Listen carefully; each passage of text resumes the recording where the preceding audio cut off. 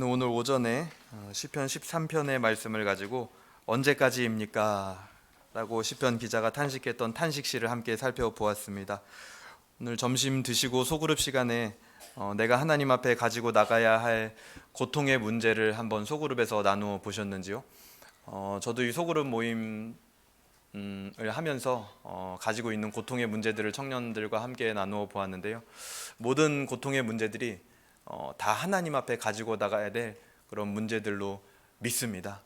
우리가 보통 고통의 문제를 직면할 때 한 가지 간과하는 사실이 있는데, 그것은 하나님께서 그 고통 바로 옆에 존재한다라는 그 사실인 거죠. 하나님의 사랑이 바로 나를 향하고 있다라는 것입니다. 그것을 잊지 않는 한 주가 되기를 주님의 이름으로 소망합니다. 이제 지난달부터 우리가 마지막 주 주일 오후 예배에는 이제 교회사 강의를 시작을 했습니다. 그래서 지난 시간에는 이제 왜 교회사를 배워야 하는지에 대하여서 우리가 함께 말씀을 나눠 보았는데요. 오늘은 이제 본격적으로 그 교회사의 가장 시작인 초대 교회사로 들어가게 됩니다. 초대교회사, 제가 지난 시간에 잠깐 서론에서 말씀드리면서 초대교회사를 이야기할 때 중요한 4가지 주제가 있다라고 말씀을 드렸는데 혹시 기억하시나요? 첫 번째가 오늘 이 PPT 앞에 나와 있는 로마라는 주제입니다. 로마. 이 초대교회는 그 모판, 배경 자체가 로마라는 제국, 역사와 함께하고 있기 때문에 로마를 이해하지 못하면 초대교회를 이해하기가 상당히 어렵습니다. 그리고 로마를 이해하면 초대교회가 이런 이유 때문에 부흥할 수 있었구나, 그리고 초대교회 성도들은 이런 상황에서 신앙생활을 했구나 라는 것을 조금 더 우리의 현실에 와닿게 체감하며 이해할 수 있다는 것이죠. 두 번째는 뭘까요? 로마에서 무슨 일이 일어났죠? 핍박이 일어났습니다. 핍박. 그래서 초대교회사의 중요한 두 번째 주제는 핍박입니다. 핍박. 오늘은 이제 로마까지 이제 이야기를 하려고 하는데요. 핍박도 역시 중요한 주제였습니다. 초대교회의 성도들에게 있어서 믿음이 있냐 없냐가 판가름 나는 꼬리표는 충성, 성실, 신실, 이런 단어로 표현하는 것은 너무 로맨틱한 겁니다. 그들의 꼬리표는 핍박이 있냐 없냐, 내가 신앙 때문에 핍박 당해봤냐 안 당해봤냐, 그것이 성도냐 아니냐를 가름할 정도의 굉장히 중요한 주제가 됩니다. 그래서 두 번째 주제는 핍박이었고요. 세 번째 주제 혹시 기억나시나요? 세 번째 주제는 뭘까요? 세 번째는 바로 교부들이었습니다. 교부들. 좀 더 쉽게 두 글자로 맞추면 교부라고 하시면 됩니다. 예수님의 제자인 사도들, 그들의 제자, 그리고 또 그들의 제자까지 해서 교부들이 등장을 한다고 했습니다. 초대교회사에. 그래서 그 교부들이 등장을 해서 도대체 뭘 하느냐, 이제 이 하나로 모인 교회를 지키기 위하여서 여러 가지 신학과 교리, 그리고 이 당시에 등장하는 교리들은 대부분 이따 말씀드리겠지만 아주 본질적인 교리들입니다. 삼위일체에 관한 것, 예수 그리스도에 관한 것, 은혜에 관한 것, 이런 아주 본질적이고 중요한 기독교의 정신이라고 할 수 있는 교리들을 그 당시 교부들이 정리를 하게 됩니다. 그리고 네 번째 주제는 뭐가 있었죠? 마지막 주제인데요. 네 번째는 바로 이단. 이단이 또 초대교회의 굉장히 중요한 주제가 됩니다. 왜냐하면 초대교회는 말 그대로 교회가 시작된, 우리가 알고 있는 눈에 보이는 형식적인 그 교회가 시작된, 물론 교회는 본질적으로는 이미 구약 때부터 있는 것입니다. 하지만 우리가 계속해서 얘기하는 형식적으로 눈에 보이는 교회가 나타난 그 교회의 시작을 초대교회라고도 하지만 동시에 그 교회가 생기면서 뭐도 생기냐? 이단도 같이 따라 생긴다라는 것이죠. 그래서 그 이단 사상 중, 그러니까 영지주의를 말씀드렸는데요. 이 영지주의라는 것은 그 자체로 뭐 이단이다 그렇게 얘기하지는 않습니다. 왜냐하면 그건 하나의 그냥 이즘, 주의거든요. 주의. 예를 들어서 우리가 다원주의 이거를 뭐 이단이다 막 이렇게 하진 않잖아요.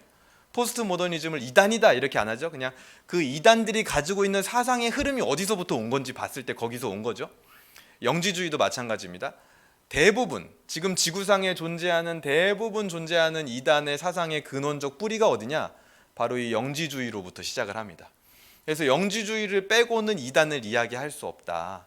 그렇게 지난 시간에 말씀을 드렸었습니다. 그러면서 이제 이 이단이 득세를 하니까 초대 교회에서는 종교 회의를 만들어서 어떤 게 이단이고 어떤 게 정통 교회인지를 회의를 통해서, 교리를 통해서, 질의를 통해서 검증을 하기 시작을 합니다. 근데 이제 그 회의마저도 나중에 로마의 국교화, 기독교가 국교화가 되면서 기독교가 타락을 하게 되고 이상한 교리들이 생겨나게 되고 로마 카톨릭으로 변질되게 되는 그런 상황들이 나타나게 되는데요. 그렇기 때문에 우리 개신교, 우리 개혁주의자들은 그 회의를 1차부터 4차까지만 승인을 한다. 그래서 우리가 주로 보게 될 회의의 내용들은 1차에서 4차까지 나타난 교리들, 그리고 어떤 것을 이단이라고 했는지 그 부분만 우리가 잘 살펴보면 됩니다. 그래서 그렇게 네 가지 중요한 주제들을 이제 말씀을 드렸었는데요. 첫 번째가 로마, 그리고 두 번째가 핍박, 그리고 세 번째가 교부, 네 번째가 이단. 이 순서대로 우리 이제 교회사도 함께 나가게 될 겁니다. 그래서 오늘은 이제 그 중에 가장 첫 번째 주제인 로마에 대해서 이제 나가게 되겠죠. 근데 이제 로마를 본격적으로 우리가 들어가기 전에요. 우리가 교회사는 왜 배워야 되는지 지난 시간에 함께 나누어 봤습니다. 기독교적 세계관을 가지기 위해서, 기독교적 사관, 역사관을 가지기 위해서. 그래서 우리가 한국 사람이 다른 나라 사람과 무엇이 다를까를 알기 위해서는 한국의 역사를 알아야 되는 것처럼 기독교인들이 세상과 뭐가 다를까를 알기 위해서는 기독교의 역사를 한 번쯤은 꼭 봐야 되는 것이죠. 근데 그렇게 교회사를 배워야 된다는 건 알았는데 왜 꼭 하필이면 초대교회사부터 시작을 해야 될까? 물론 시간의 흐름에 따라서 가장 먼저 시작하는 게 발생되는 게 초대교회사이기 때문에 당연히 초대교회사부터 배워야겠지만 그것에는 또 다른 이유가 있습니다. 초대교회사는요, 첫 번째 중요한 이유가 저 노란색에 나와 있죠. 초대교회사는 기독교와 교회사의 뿌리가 됩니다. 뿌리. 그래서 이 초대교회사를 보면 기독교의 원형이 무엇이었는지를 우리는 정확하게 알 수 있습니다. 그렇기 때문에 당연히 뿌리 부분이기 때문에 초대교회사를 꼭 살펴봐야겠죠. 두 번째는 이 본질적인 기독교 교리가 이때 형성이 됩니다. 아까 말씀드린 것처럼 삼위일체론이라든지 기독론, 그 기독론은 구원론이랑 이어지게 되죠. 그리고 은혜, 그리고 원죄론 같은 것들이 이 시기에 다 정리가 됩니다. 그렇기 때문에 이 시기에 그것이 어떻게 생겼는지를 봐야 됩니다. 그래서 초대교회사를 공부해야겠죠. 세 번째는 우리가 그런 얘기를 많이 들어보셨을 거예요. 요즘은 뭐 한국 교회가 뭐 지금 상황이 이렇다 보니까 뭐 별 그런 구호는 많이 들어보지 못했지만 얼마 전만 해도, 몇 년 전만 해도 우리가 초대교회로 돌아가자 이런 구호들이 굉장히 많이 있었죠. 근데 그 초대교회가 도대체 뭘까? 왜 초대교회로 돌아가야 되냐 하필이면. 왜냐하면 그 초대교회가 바로 성경적인 교회의 모델을 제시하고 있기 때문입니다. 성경에서 제시하는 그 교회의 모델과 가장 흡사한 것이 바로 이 초대교회라는 것이죠. 그래서 우리가 초대교회사를 공부하면서 교회가 돌아가고자 하는 교회에 지향하는 지점이 바로 이 초대교회다. 그렇기 때문에 초대교회사가 굉장히 중요하다라고 하는 겁니다. 그래서 어떤 분들은 이렇게 얘기합니다. 교회사를 공부할 때 만약에 시간이 없다면 가장 먼저 해야 되는 것은 초대교회사. 그 다음이 원래는 중세교회사를 해야 되는데요. 너무 양이 많고 방대하다고 하면은 뛰어넘어서 종교개혁사. 왜냐하면 종교개혁사는 우리 개신교, 개혁주의자들의 뿌리이기 때문이죠. 그래서 그 뿌리들, 기독교의 뿌리, 초대교회사, 개혁주의자들의 뿌리, 종교개혁사, 이것은 반드시 공부해야 된다. 그리고 한 가지 더 공부한다면 뭘 하면 될까요? 우리는 한국 사람이니까 한국 교회사를 해야겠죠. 한국 교회가 왜 이렇게 형성되어져 왔는지, 한국 교회의 그 특유의 색깔이 어떻게 형성된 건지, 그것을 한국 교회사를 보면 우리는 알 수 있다라는 겁니다. 그래서 오늘은 이제 초대교회사의 큰 주제 중에 이제 로마로 들어가게 될 텐데요. 오늘 우리가 읽었던 본문 한번 다시 볼까요? 로마서 1장 7절입니다. 우리 다시 한번 우리 합독해서 읽어보도록 하겠습니다. 로마서 1장 7절 시작.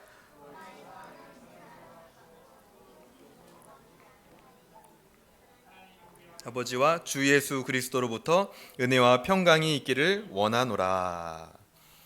로마서는 바울이 로마에 있는 교회를 향하여, 로마에 있는 성도들을 향하여 편지를 쓴 것입니다. 로마에 바울이 가지 않았지만 이미 교회와 성도들이 존재했다라는 것이죠. 그래서 로마라는 나라는 초대 교회랑은 뗄래야 뗄 수 없는 관계입니다. 그리고 바울도 로마에 가서 복음을 던져놓기를 원하고 또 로마에 가서 자기의 세계관이 넓혀지는 그런 일들을 경험을 하게 되죠. 그래서 오늘 이 로마를 이야기할 텐데요. 뭐라 해야 될까요? 그냥 역사 수업 시간 같을 수도 있습니다. 왜냐하면 핍박이나 교부, 이단을 다루면서는 우리 성도의 자세, 그리고 우리가 배워야 될 교리의 탄생, 그리고 이단 교회와 우리 교회, 정통 교회의 차이점이 뭔가 하면서 흥미진진하게 좀 볼 수가 있는데, 이 로마라는 나라 배경을 이해하기 위해서는 때로는 우리가 좀 지식을 넣어야 될 때가 있거든요. 그래서 로마라는 나라에 대해서 좀 많이 듣고 공부를 해보신 적이 있으신가요? 저도 어렸을 때 이제 로마인 이야기라는 책을 읽었던 기억이 나는데요. 그냥 그 책만 읽었을 때는 로마가 거의 환상적인 나라인 줄로 저는 이해하고 있었습니다. 법치주의의 근간이 로마로부터 시작되고, 그 시대에 이미 벌써 리퍼블릭, 공화국을 시작하게 되고, 그러면서 제국으로 갔다가 다시 또 공화국으로 돌아가려는 막 시도를 하고, 와, 참 이 나라는 신기하다. 그러면서도 강대한 힘을 가지고 있지만 문화들을 다 포용해 주면서, 이야, 참 멋지다. 그런 생각을 제가 중고등학교 때 한 적이 있었는데요. 그렇게만 로마를 이해해서 될까요? 안 되죠. 우리는 기독교인, 교회의 관점에서 로마를 바라봐야 된다는 겁니다. 예수 그리스도, 성경, 하나님의 관점에서 바라봐야 된다는 것이죠. 좀 앞에가 잘 글씨가 작아서 안 보이시죠? 제가 좀 확대를 하도록 하겠습니다. 네. 제 초대교회사의 역사적인 범위가 있는데요. 로마로 들어가기 전에 초대교회사는요, 이 앞에 보이시는 것처럼 BC 4년 예수 그리스도의 탄생으로부터 시작해서 맨 끝에가 어디냐면요, AD 590년 그레고리우스 1세. 그레고리우스 1세가 누구죠? 초대 교황입니다. 그러니까 그레고리우스 1세가 교황 즉위하기 바로 직전까지를 학자들마다 이게 다 의견이 분분합니다. 연도를 자르는 거는요. 근데 하지만 대부분의 학자들은 이 590년에서 자릅니다. 초대 교황이 즉위하기 바로 직전까지가 초대교회사다. 그럼 교황이 즉위를 하면 그때부터 뭘로 넘어갈까요? 중세교회사로 넘어가는 거죠. 로마 가톨릭이 득세를 하면서요. 그러면서 그 사이에 있었던 이제 굵직한 일들은 옆에 이제 AD 30년에 오순절 성령강림 사건으로 인하여 교회가 탄생하게 되죠. 사도행전 2장이요. 그리고 이제 AD 100년에 마지막 사도였던 사도 요한이 순교를 하게 되는 사건들이 있습니다. 그래서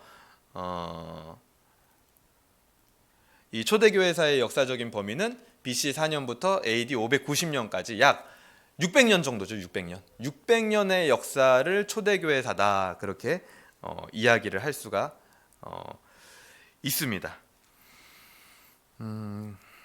그래서 교회는 우리가 이 초대교회사를 보면서 이 교회가 언제부터 시작이 되었냐, 과연 이 예수 그리스도 이후에 오순절 성령강림 때부터 시작이 된 거냐 라고 우리가 생각해 볼 수도 있고, 아까 말씀드린 것처럼 구약에서부터 시작한다라고 본질적으로도 이야기할 수 있는데요. 신약 교회는 형식적인 면에서 예수 그리스도의 십자가 사건과 그리고 부활 승천 이후에 여기 나와 있는 오순절 성령강림 사건을 통해서 그 형식적인 모습이 드러났다라고 우리는 볼 수 있습니다. 그리고 사역적인 면에 있어서는 세상 끝날 때까지 예수 그리스도를 증거하는 거룩한 기관이 바로 교회다, 이렇게 이야기할 수 있는 것이죠. 사도행전 1장 4절에 보면은 약속한 것을 기다리라 하고 예수님께서 말씀하신 것을 우리는 기억할 것입니다. 그 약속한 것이 뭐죠? 성령이죠, 성령. 그래서 그 성령 강림 사건을 경험하게 되고 베드로가 예수가 메시아임을 선포하고 회개를 촉구하자 3,000명이 회개를 하고 돌아오게 됩니다. 세례를 받게 되죠.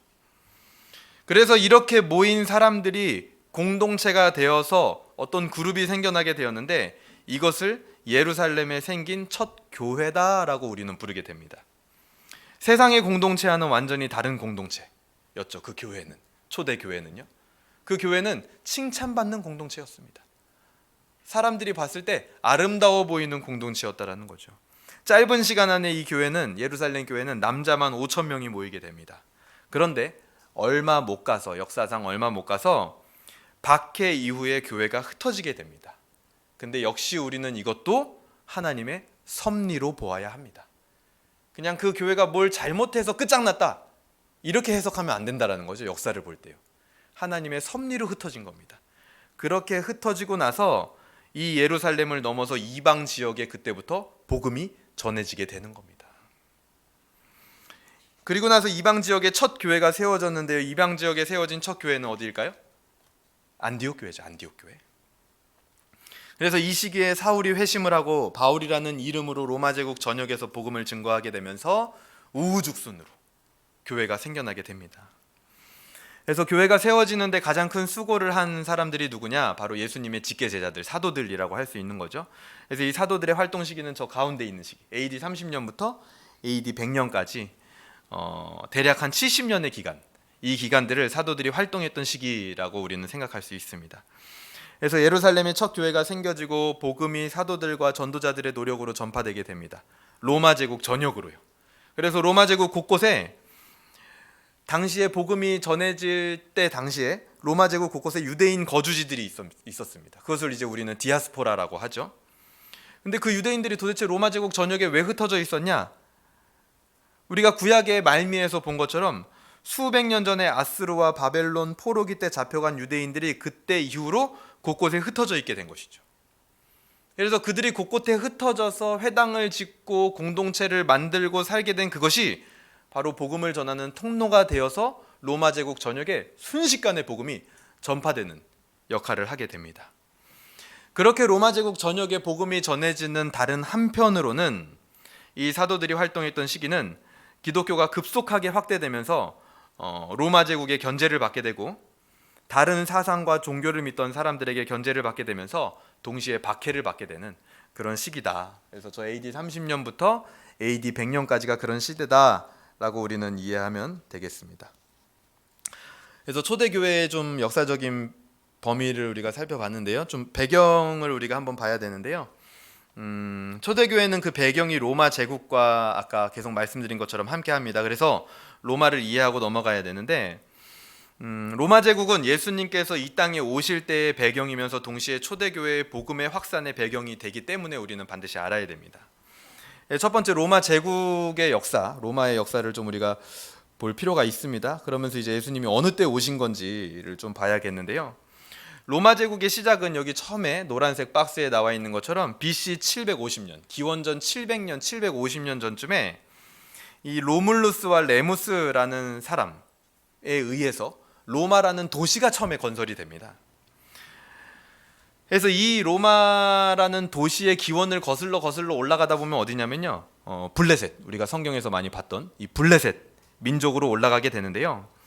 그 당시 이 블레셋 민족 당시에 아직 이스라엘의 병기가 발달하지 않았을 때 이미 블레셋 민족은요, 해안 민족으로 철기를 받아들이면서 그 지중해 중근동 그쪽의 패권을 다 장악하게 됩니다. 당시 이 블레셋 사람들을 우리가 좀 친숙한 용어로 얘기를 하면 페니키아인 혹은 시리아인이라고도 불렀습니다. 그래서 이 사람들이 BC 700년경에 이탈리아 지역에 에트루리아인들에게 영향을 주게 되고 그 에트루리아인들이 있었던 그 지역의 페니키아인들, 에트루리아인들, 그리스인들이 막 같이 살면서 자연스럽게 여러 민족이 살다 보니까 갈등이 생겨나게 됩니다. 이때 소아시아 트로이 지역에서 온 사람들이 알바롱가라는 왕국을 그 옆에다 하나를 딱 건설을 하게 되는데요. 그 왕국을 건설한 사람들이 로물루스와 레무스, 아까 로마라는 도시를 만든 사람들, 그들이 그 왕국을 건설하게 됩니다. 근데 그 왕국을 건설하고 나서 이미 철기 문명을 가지고 있었던 그 블레셋에게 영향을 받은 에트루리안인들이 그 왕국을 그냥 가만히 내버려 두지 않는 거죠. 그래서 엄청나게 그 압정, 폭정에 시달리고 침탈을 당하다가 쿠데타를 일으켜가지고 기원전 510년에 로마 공화국이라는 것을 수립하게 됩니다. 그래서 이 기원전 510년이 바로 로마 공화국의 시작이다, 우리는 그렇게 얘기할 수 있는 겁니다. 그래서 로마는 처음에 그 시작이요, 제국으로 시작한 게 아니라 황제 제도로 시작한 게 아니라 공화국으로 시작을 합니다. 리퍼블릭으로 시작을 하게 되는 거죠. 그러다가 이제 우리가 흔히 보통 로마라고 할 때 이 로마는, 우리가 인식하고 있는 로마는 로마 제국을 말합니다. 황제에 의해서 다스려지는, 그리고 지중해와 전 세계 패권을 장악했던 그 로마, 그것은 로마 제국을 말합니다. 공화국이 아니에요. 근데 로마 공화국이 우리가 잘 아는 로마 제국으로 넘어가는 시기가 언제냐? 그 시기가 바로 여기 BC 27년에 카이사르 아우구스투스라고 보이시죠? 저 초록색 박스예요. 그래서 우리가 보통 예를 들어서 뭐 어떤 퀴즈 같은 데 보면 로마의 초대 황제가 누구냐라고 했을 때 아우구스투스라고 얘기를 하거든요. 아까 뭐 로물루스와 레무스라고 얘기를 안 하고요. 근데 이 카이사르 아우구스투스가 성경에 가이사 아구스도입니다. 가이사 아구스도. 그래서 세계사에서는 카이사르 아우구스투스라고 하고 우리 성경에서는 가이사 아구스도라고 하는 거죠. 이때가 기원전 27년입니다. 그래서 리퍼블릭에서 엠파이어로 넘어가는 사건이 그때 발생을 하게 됩니다. 로마 제국으로 바뀌는 이 시기가 바로 예수 그리스도가 오실 때 시대적 배경입니다. 그래서 가이사 아구스도가 각 지역에 호적을 하라고 명령을 하죠. 그러면서 이제 로마 제국의 기초가 설립이 되는 거거든요. 그리고 나서 그 뒤에 황제가 된 티베리우스, 우리 성경에는 디베료라고 나타나게 됩니다. 그 디베료 때에 예수님께서 공생의 사역을 시작하게 됩니다. 그래서 예수님께서 이제 태어나시고 공생의 사역을 시작한 배경은 바로 이때입니다. 이때 세계사적으로도. 그래서 요때 이제 이 옆에 보면은 이제 혈통, 혁명 이렇게 써 있는데 요건 이제 그 다음 세대로 넘어간 게 아니고요. 로마 제국이 진행이 되면서 그 로마 제국을 두 분류로 나눠 봤을 때 첫 번째 분류는 뭐냐면 혈통 중심의 황제 제도로 나눌 수 있고요. 두 번째는 그 혈통 중심의 황제 제도가 끝나고 혁명 중심의 황제 제도로 바뀌게 되는 그런 로마 제국의 역사가 있습니다. 하나는 혈통, 하나는 혁명인 거죠. 혈통은 율리우스 카이사르, 이 카이사르 아우구스투스, 아까 말했던 저 카이사르 아우구스투스의 삼촌입니다. 삼촌. 그래서 그 율리우스 카이사르의 이름을 받아서 카이사르, 그 뒤부터 황제가 되는 사람들은 다 카이사르를 붙이게 되는 거죠. 그래서 이 혈통을 율리우스 가문이라고 합니다. 그래서 카이사르 아우구스투스 이전에 그 삼촌부터 시작해가지고 언제까지? 우리가 잘 알고 있는 네로, 폭군 네로까지가 혈통 중심의 율리우스 가문이 지배하는 로마 제국이라고 보시면 되고요. 68년에 네로가 죽고 나서 이제 그 뒤로는 뭐 율리우스 왕조 이런 것처럼 왕조가 별로 없습니다. 왜냐하면 왕조라고 하려면 같은 가문의 왕이 여러 번 왕을 해야 그게 이제 왕조가 되는 것이거든요. 근데 그 뒤로는 율리우스 가문이 왕을 한 게 아니라 그냥 쿠데타, 군사 쿠데타나 혁명을 일으켜가지고 왕을 죽이고 자기가 왕이 되는 그런 세계사적인 배경을 가지고 있죠. 그래서 왕이 한 명이나 두 명 그 이상 이어지지가 않습니다. 그래서 왕조가 없는 거죠. 그래서 그 뒤로는 혁명이다라고 얘기를 하는 겁니다. 네로 이후로는요. 그래서 새로운 왕이 나타나면서 새로운 왕조가 시작되는 거죠. 그래서 혈통이 아닌 쿠데타를 통해서 황제가 되는 겁니다. 즉 쉽게 말해서 불안한 시기인 거예요. 불안한 시기. 그러니까 생각해 보세요. 우리나라 역사도 그래요. 혁명과 쿠데타를 통해서 패권을 쥐게 되면요, 불안해요. 그 정권은. 그 정부는 굉장히 불안한 정부가 됩니다. 로마도 마찬가지인 거예요. 이건 인간이 뛰어넘을 수 없는 어쩔 수 없는 한계인 거죠. 그래서 그 로마의 그 불안의 절정이 언제였냐? 사두정치 때입니다. 사두정치라고 하는데요. 이런 어려운 용어들은 여러분들이 꼭 마음에 뭐 담아둘 필요는 없습니다. 지금은 그냥 배경을 그냥 저런 게 있었구나라고 듣고만 넘어가시면 됩니다. 이 사두정치라는 게 뭐냐면 로마 제국을 넷으로 나누는 겁니다. 그래가지고 분권을 하게 되는 건데요.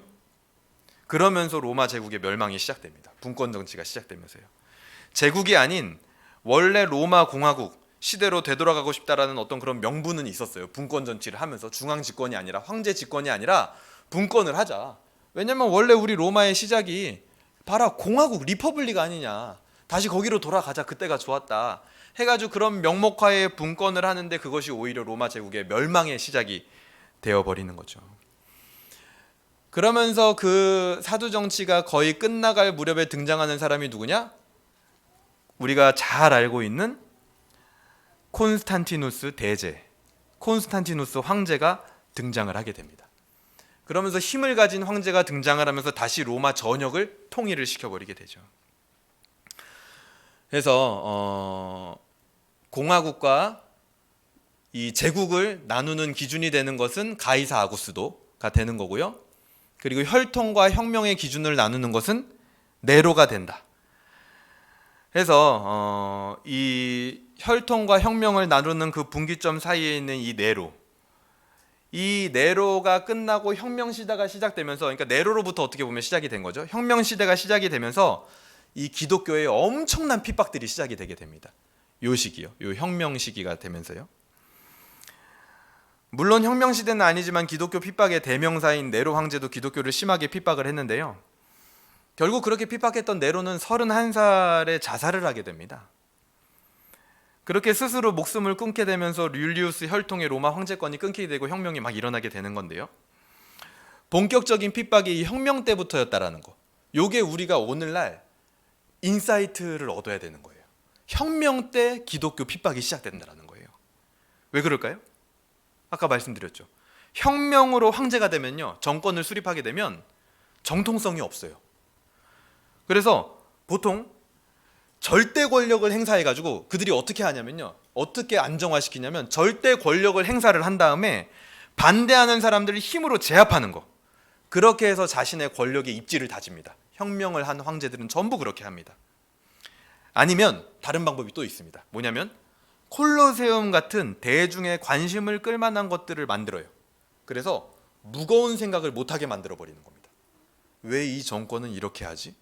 왜 이 황제는 이런 식으로 하지? 라는 생각을 못하게끔 새로운 쾌락거리를 사람들에게 던져주는 거죠.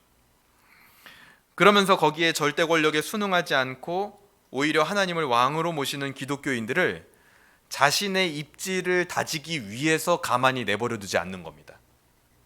그래서 콜로세움을 만들고 기독교인을 거기다 갖다 넣어버리는 거예요.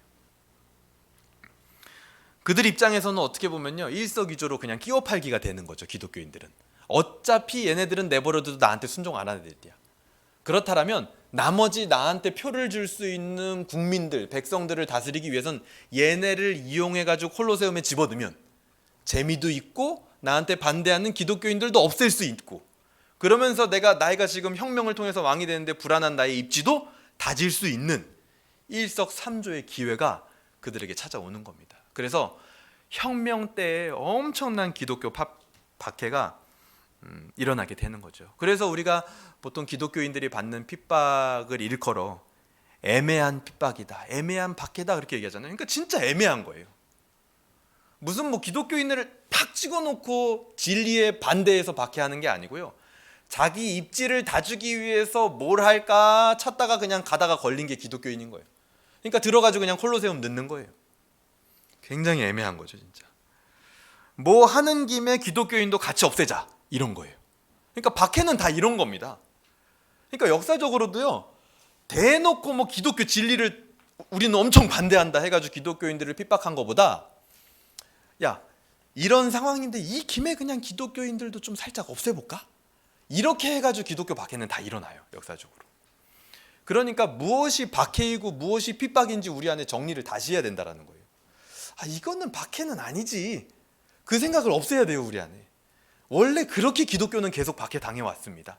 그냥 지나가면서 은근슬쩍 끼워 팔기식으로요. 하지만 이 혁명으로 왕이 된 이들의 혁명은 결국 로마 제국의 전체의 몰락으로 마무리됩니다. 그러면서 허무하게 핍박도 끝나버려요. 저는 이것도 너무나 놀라운 거예요. 혁명으로 왕이 돼서 기독교를 핍박했던 사람들은 전부 몰락합니다.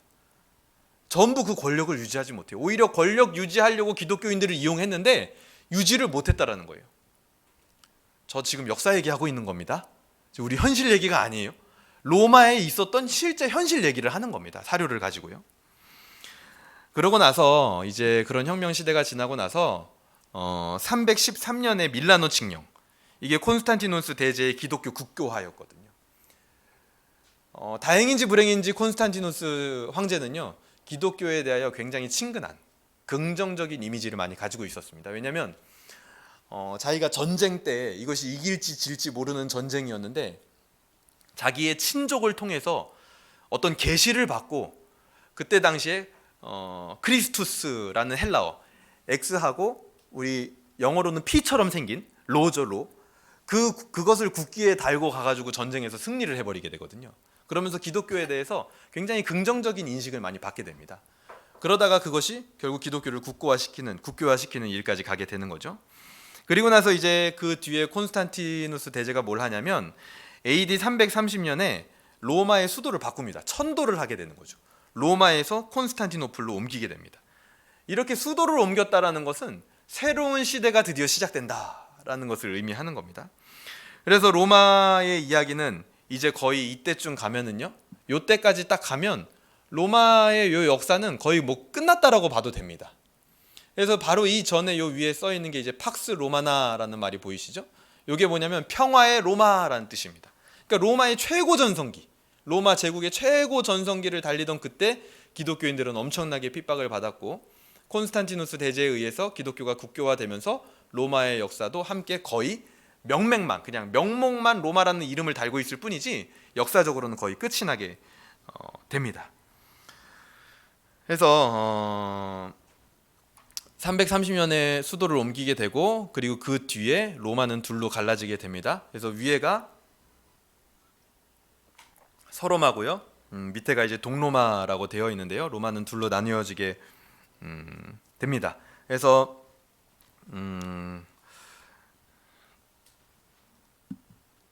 476년, 여기 나와 있는 이제 서로마는 AD 476년 로물루스 황제를 끝으로 이 서로마도 역사의 뒤안길로 사라지게 되고요. 사라졌다가 갑자기 이제 AD 800년에 새로운 이름으로 등장합니다. 이게 신성 로마 제국이라는 건데요. 이것도 그냥 뭐 신성이라고는 하지만 그냥 이름만 그렇게 달고 있는 거라고 보시면 됩니다.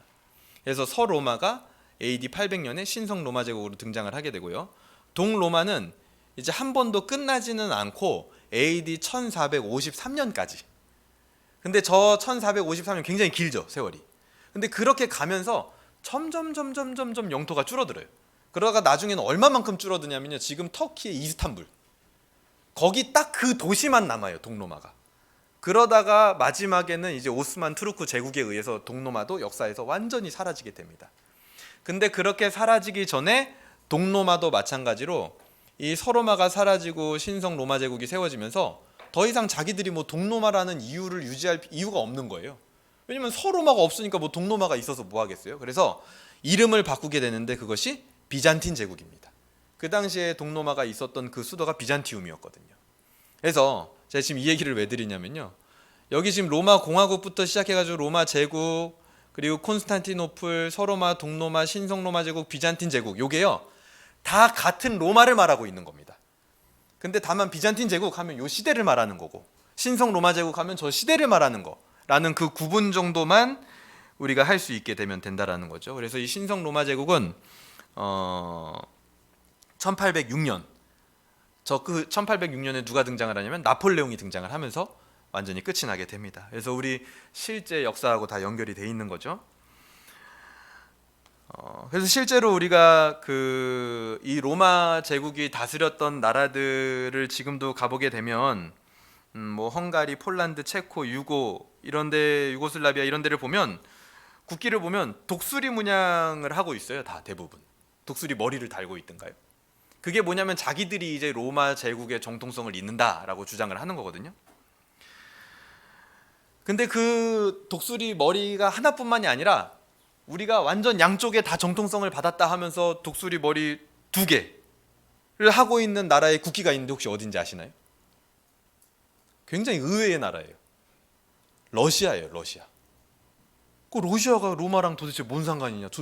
지리상으로도 멀리 떨어져 있는데, 그게 봤더니요 상관이 있긴 있더라고요. 그게 뭐냐면 1452년, 그러니까 동로마가 완전 끝장나기 전에 1452년에 콘스탄티노플 11세의 딸이 러시아 이반 3세하고 결혼을 합니다. 그래서 우리 러시아가 로마 제국을 이었다, 이렇게 주장을 하고 있는 거죠. 그래서 러시아에 가보면은 그 건물 양식도 다 이때 당시의 양식, 그 콘스탄티노플 대제 때 이 양식으로 건물을 지어놓은 것들을 굉장히 우리는 많이 볼 수 있습니다. 그래서 나중에 이제 동로마도 결국에는 멸망을 하게 되고, 우리는 이제 로마 시대를 이야기할 때 이런 흐름을 가지고 있다, 이런 것들을 이해를 하시면 되겠습니다. 그러면 이제 로마 제국의 흐름 아래서 도대체 복음은 어떻게 전파됐을까? 그게 이제 중요하겠죠. 오늘의 핵심입니다. 예수님께서 부활 승천하신 이후에 오순절 성령 강림 사건으로 교회가 탄생하고 복음이 전파되죠. 그때가 언제냐면 요 앞에서 보여드린 저 팍스 로마나 저 시대 때입니다. 저 시대 때 복음이 엄청나게 확산이 되는 거예요.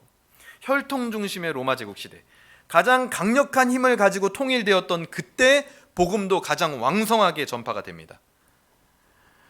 그래서 이 복음은요, 그냥 혼자서 전파되는 것이 아니라 로마 제국의 정치, 문화, 종교적인 조건 속에서 퍼져나가게 되는데, 이런 때가 우연히 온 것이 아니라는 거죠.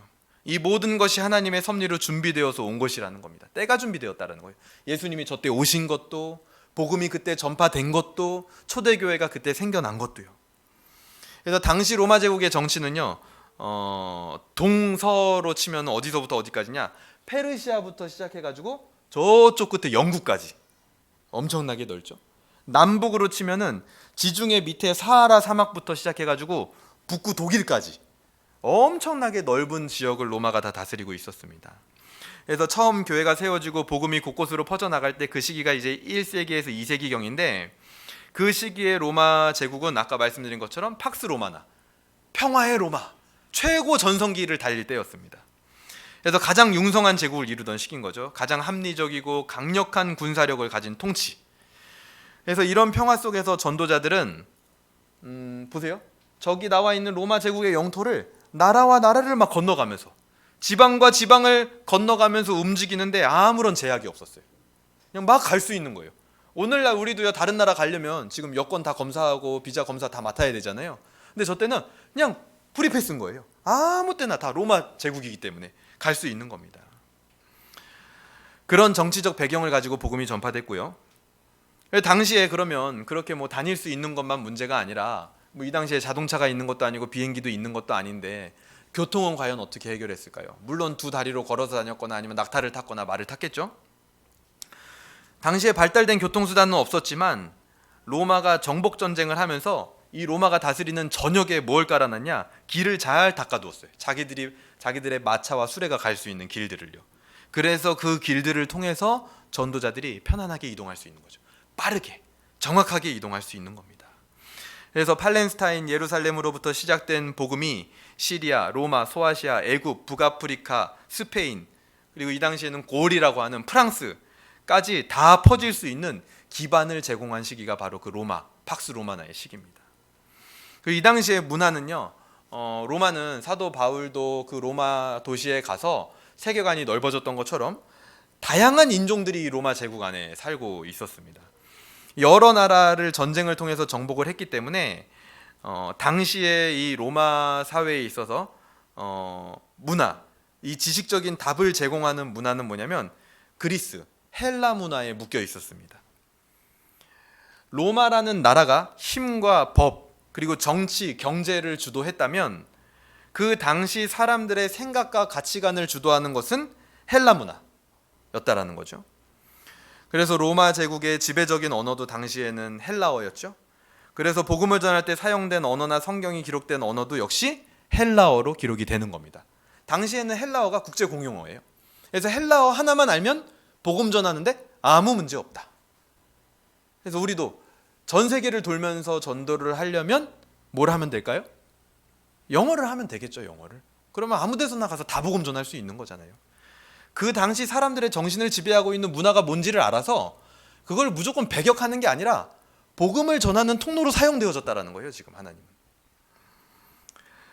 그리고 그 당시의 종교는 배움이 있는 지식인들은 헬라 철학을 통해 삶의 의미를 찾으려고 많이 했습니다. 철학을 통해서요. 근데 하지만 일반 대중들은 뭐 배움이 많이 없기 때문에 일반 그냥 종교를 통해서 어떤 의미를 찾으려고 많이 했습니다. 당시에 융성하던 종교 첫 번째는 이제 당연히 로마 황제니까요. 황제를 숭배하는 국가 종교가 있었습니다. 그래서 뭐 우리가 흔히 말하는 복음이라는 것도 원래는 새로운 황제가 등극하는 그 소식을 일컬어 복음이라고 얘기하는 배경이 있는 거죠, 신약에. 근데 진짜 복음이 왔다, 예수 그리스도를 통하여. 그렇게 이야기하는 거죠. 두 번째는 자연 종교가 있었습니다. 이건 이제 미신 같은 겁니다. 자연 미신 같은 것들. 그리고 세 번째는 신비 종교. 이 신비 종교는 뭐냐면 정복 전쟁을 저 인도 페르시아 지역까지 하다 보니까 인도 페르시아 바벨론 지역에서 들어온 뭐 미트라 그리고 오시리스를 믿는 그런 비밀 종교들. 그래서 숨어서 모이는 사람들. 그래서 이런 종교들이 있었습니다. 그래서 이 세 가지 종교, 이런 종교들은 사람의 근원적인 문제나 어떤 영혼의 갈급함을 해결할 수가 없었죠. 그래서 또한 로마 사회의 이런 종교들은 로마 사회가 번성을 하면서 동시에 그 종교들은 타락을 하게 됩니다. 도덕과 윤리 면에서 사회에 유익이 되지 못했던 거예요. 이 지금 있었던 종교들이요. 실제로 당시의 문화를 극단적으로, 종교 문화를 극단적으로 보여주는 영화가 있는데 이제 그게 글래디에이터라는 영화죠. 실제로 있었던 일이고요, 역사적으로. 그게 뭐예요? 콜로세움에서 검투사들을 세워서 서로 사람이 사람을 죽이는 것을 관람하는 당시의 배경이 있었다는 거예요. 굉장히 잔인한 겁니다. 사람이 사람을 죽이는 거를 보고 하하하 호호 웃는 거예요. 그게 그들의 오락인 거예요. 우리가 축구 보듯이, 야구 보듯이. 인간의 가치가 완전히 무너진 현실이 로마의 현실이었다는 겁니다. 그리고 그 당시에는 노예 제도로 인해서 신분 차이도 굉장히 엄격했습니다. 심했어요. 그리고 성적인 타락도 심했고요. 그래서 로마 황제들은 그런 것들을 좀 바꿔보려는 시도로 뭐 간통죄라든지 가족법 같은 게 이때 당시에 굉장히 로마에서 많이 통과가 됩니다. 그래서 우리도 그 법들을 거기서 다 배워온 거겠죠. 그럴 때 그런 상황과 문화와 배경을 가지고 있을 때 앞서 말했던 이런 종교들이 이 대중들의 대안이 되질 못합니다. 공허한 마음을 채워주지 못해요. 당시 사람들 속에 있었던 진리에 대한 갈망과 구원에 대한 갈급이 자연스럽게 뭘 요구했냐? 더 나은 종교를 바라는 마음이 그들 안에 생겨났다는 거예요. 그래서 새로운 종교로서 기독교를 받아들일 준비가 이미 되어 있었다는 거예요. 이렇게 복음은 로마의 정치, 종교, 문화의 조건 아래에서 사도들과 전도자들을 통해 조용하고 강력하게 온 세상으로 전파되었다라는 겁니다. 근데 이 모든 것이 뭐예요? 우연히 된 게 아니라 하나님의 섭리 속에서 일어난 일이라는 겁니다. 우리는 그렇게 정리를 할 수 있어야 돼요. 이제는 기독교 역사관을 가지고 있다면요. 하나님의 섭리로 이 모든 것이 준비되었구나. 때가 정확하구나 진짜. 우리가 주일 오전에 시편 대하설교를 나누면서도 그런 걸 많이 느끼지 않았나요? 그리고 웨스트민스터 신앙고백서 오래 지나오면서 국가와 우리와의 관계를 공부하면서도 그런 걸 막 느꼈잖아요. 그게 그냥 우연이 아니라 진짜 하나님의 섭리라니까요. 진짜. 이 당시에도 마찬가지고요. 그래서 우리는 항상 이런 면들을 역사를 보면서 볼 수 있어야 합니다. 어떻게? 뭐예요? 어떻게 교리와 진리가 전파되게 하나님께서 하고 계시냐? 지금 보고 계세요? 어떻게 교리와 진리가 전파되게 하나님께서 지금 일하고 계시냐? 지난주에도요, 주일 예배 마치고 교회에 전화가 왔어요. 어떤 분이 요즘 들어서 교회를 이미 다니시는 분인데 요즘 들어서 교리 그리고 국가와 그리스도인의 관계에 대해서 많은 고민을 하게 됐다는 거예요. 그래서 실제로 유튜브 들어가가지고 교리 강좌, 교리 강해, 웨스트민스터 신앙고백서 강해 쳤더니 뭐가 나와요? 뭐가 나오겠어요? 그럼 쳐보세요 한번. 에스라 TV가 나오는 거예요. 그래가지고 교회에 전화를 했더라고요. 그래서 교재는 뭘 쓰냐? 그리고 이거 지금 다 끝났냐 강의가? 그래서 제가 말씀드렸죠. 1월 첫 주면 다 끝날 것 같다. 거기에 강의가 다 있으니 그걸 들으시면 된다. 그랬더니 너무 감사하다라고 막 얘기를 하더라고요. 하나님이 지금 신앙이 있는 자들에게 어떤 식으로 교리와 진리를 전파하는지, 그리고 지금 교리의 중요성을 어떻게 하나님이 나타내고 드러내고 계시는지, 그거를 우리는 보고 있어야 됩니다. 아니면은 그냥 이 세상이 희망 없는 세상이 돼버려요. 하나님은 끊임없이 일하고 계신 거예요. 지금 엄청나게 일을 하고 계세요. 지금도. 그래서 우리는 어떻게 하면 복음, 진리, 교리 이것이 전파될 수 있겠는가? 그것을 끊임없이 생각하고 고민하는 게 우리의 고민이 돼야 되는 거예요. 마치 이런 게 있죠. 우리가 저도 요즘 뉴스를 볼 때마다, 정치 기사를 볼 때마다, 어렸을 때는 제가 어른들이 뉴스 보면 스트레스 받는다, 이거 보면 답답하다, 욕밖에 안 나온다, 이런 게 진짜 공감이 안 됐거든요. 근데 요즘은 막 그냥 너무 왜 그랬는지 이해가 돼요. 막 공감이 돼. 답답하고 차라리 보지 말아야지. 근데 그렇다고 또 아예 동떨어져서 할 수는 없고, 또 어쩌다 보면은 또 답답하고 화가 나고. 그러니까 그런 거를 보면 우리가요, 공무원들이나 이 세상 공직자들에게 어떤 마음을 느껴요? 정치와 정책에 대해서 너무 답답하다. 왜 이런 식으로 하냐? 진짜 답답하다. 바보 같다. 그리고 강한 비판 의식이 우리가 막 생기잖아요. 근데 반대로 한번 생각해 보자는 거예요. 이 땅에서 하나님 나라의 공직자 역할을 하는 건 누구예요? 하나님 나라의 위정자 역할을 하는 건 누굽니까? 하나님 나라의 공무원은 누구예요? 우리죠, 우리. 우리는 하나님 나라의 공직자로 공무원으로 우리에게 맡겨진 일들을 잘하고 있느냐? 세상 공직자 공무원을 우리가 답답하게 느끼고 하는 것처럼 혹시 우리도 그렇게 답답하게 하고 있는 모습은 없냐? 봐야 된다라는 거예요. 이 상황이 됐는데 아직도 예배를 목숨 걸고 진짜 지키고 드리지 않는다. 그거는 하늘나라 공무원 타이틀을 달아놓고 봤을 때 너무 답답한 일인 거예요. 우리가 반대로 생각해 봤을 때요. 그래서 우리는 초대교회, 이 로마라는 파트를 보면서 물론 우리가 오늘은 이제 배경 지식에 대한 부분들을 좀 많이 다루었고 그랬습니다. 하지만 이 로마 제국의 흐름을 보면서도 우리는 하나님께서 어떻게 일하고 계시는지, 우리가 고민해야 될 게 뭐지, 그리고 기독교 역사관을 가졌다라고 하는 사람들이 바라봐야 될 관점이 무엇인지를 명확하게 알아야 된다는 겁니다. 사도행전 6장 1절에서 6절을 한번 볼까요? 사도행전 6장입니다. 사도행전 6장 1절에서 6절은요,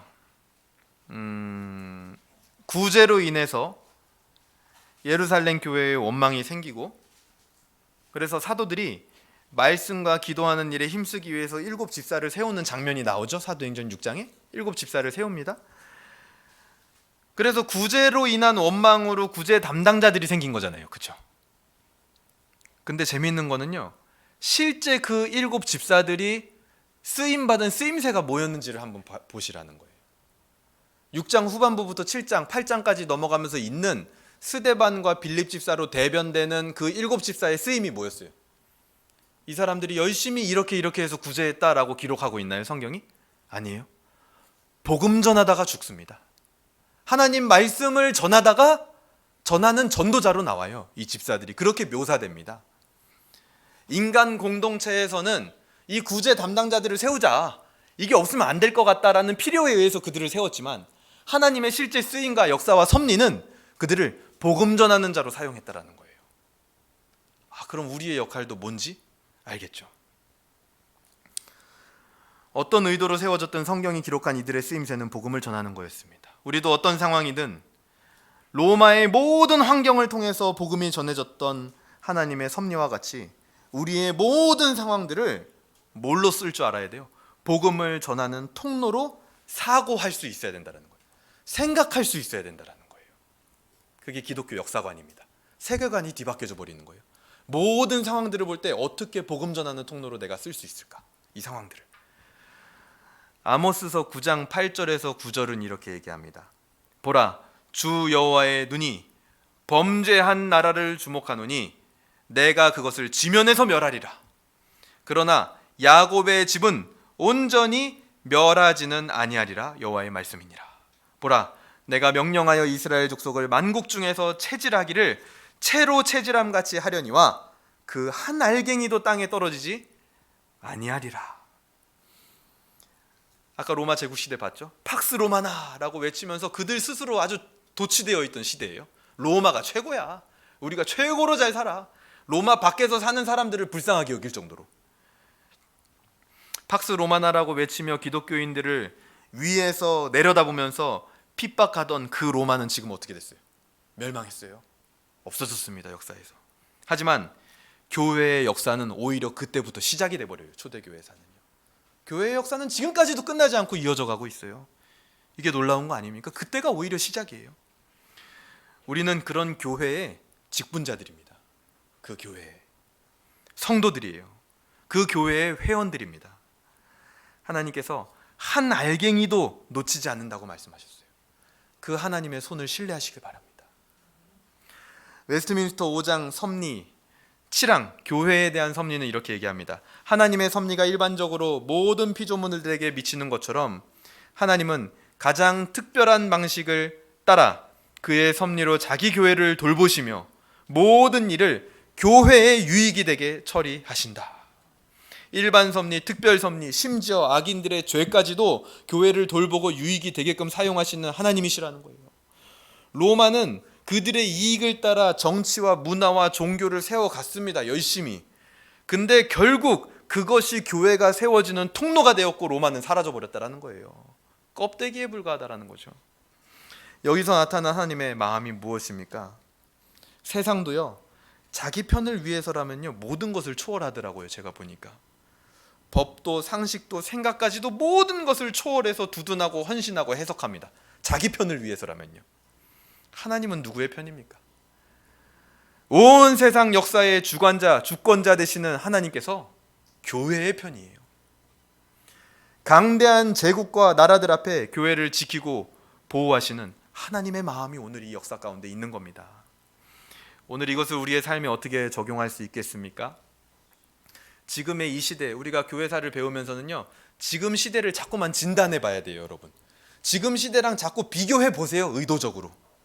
계속 고민해 보세요. 지금 시대를 진단해 보자고요.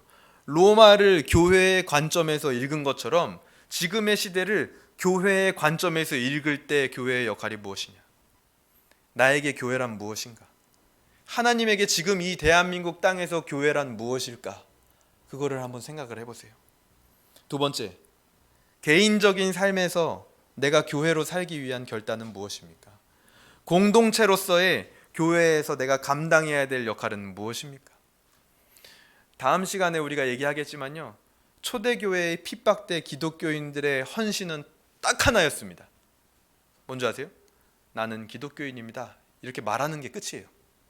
왜냐? 그러면 그냥 바로 죽으니까요. 예배드리다가 잡혀가서 죽는 거예요. 예배드리다 잡혀가서 죽는 거. 그 고백을 말하는 게 초대교회 성도들의 헌신이었습니다. 그 당시에는요. 그것을 말하는 자리에 그들이 있는 거죠. 어디 다른 자리에 있는 게 아니라요. 거창한 게 아니에요. 때로는 광풍이 몰아쳐서 배에서 멀미가 나 쓰러져 있어도 포기하지 않고 있어야 할 자리에 있는 거, 자리를 지키는 거, 그것이 그 당시 그 성도들의 역할이었다라는 거예요. 저는 오늘 우리의 역할도 다르지 않다라고 봅니다. 앞으로 이 시기가 얼마나 더 갈지 모르겠지만 멀미가 날 거예요. 힘들 겁니다. 어떤 사람들은 쓰러져 가고 어떤 사람들은 잠시 잠깐 교회를 떠날 수도 있겠죠. 근데 하지만 끝끝내 자리를 지키는 저와 여러분 되기를 주님의 이름으로 소망합니다. 로마 공화국으로 시작하여 로마 제국의 역사를 살펴보며 그 모든 역사적 배경이 예수 그리스도의 오심과 교회가 세워져가는 하나님의 섭리임을 깨닫게 됩니다. 역사의 주권자 되시는 하나님의 손을 신뢰하지 못하고 너무나 티끌 같은 내 앞에 당면한 문제에 함몰되어 있지는 않았는지요. 하나님을 믿는다는 것은 하나님께서 이끌어 가시는 교회의 역사에 동참하는 것입니다. 자리를 지키는 거예요. 그 귀한 교회의 자리에 함께하는 저와 여러분이 되기를 주님의 이름으로 소망합니다. 이 시간 같이 기도하도록 하겠습니다. 첫 번째는 회개할 수 있으면 좋겠습니다. 이 로마의 역사를 바라보며 그 당시 교회의 역할들을 바라보며 하나님의 섭리를 바라보면서 내가 지금 이 시대를 읽고 있지 못한 우둔한 모습은 없었는지요? 혹시 그런 모습이 있었다면 회개했으면 좋겠고요. 또 그 가운데 하나님 앞에 간구했으면 좋겠습니다. 하나님, 이제 내가 결단하고 헌신해야 될 영역은 무엇입니까? 내가 지켜야 될 자리는 무엇입니까? 이 시대를 이제는 내가 어떻게 읽어야겠습니까? 하면서 함께 간구하는 기도 하나님 앞에 올려드리도록 하겠습니다. 기도합니다. 하나님 아버지 감사합니다. 이 시간